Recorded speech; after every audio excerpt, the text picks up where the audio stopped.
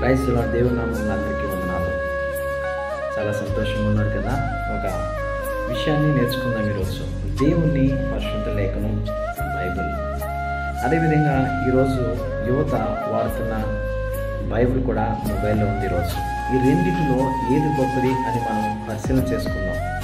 అపవాది మనిషిని ఏ రకంగా మోసం చేస్తున్నాడంటే, మొబైల్లో నువ్వు బైబిల్ చదువుతున్నప్పుడు మెసేజ్లు రావడం ద్వారా, ఫోన్ కాల్స్ రావడం ద్వారా అపవాది నిన్ను దేవుని సన్నిధి నుంచి దూరపరుస్తున్నాడు. కానీ దేవుడు ఈ జీవ గ్రంథం ద్వారా నీతో మాట్లాడుతున్నాడు. ఈరోజు ఈ జీవ గ్రంథాన్ని నీవు ప్రతిరోజు కూడా సమయం తప్పకుండా జీవ గ్రంథంలో మాటలను ధ్యానిస్తే అపవాది మెసేజ్ ద్వారా నేను డిస్టర్బ్ చేయడు కదా, ఫోన్ కాల్ ద్వారా డిస్టర్బ్ చేయడు కదా. బైబిల్ చదువుతున్నప్పుడు మనం మొబైల్ ఫోన్ని దూరంగా పెడతాం, సైలెన్స్లో పెడతాం.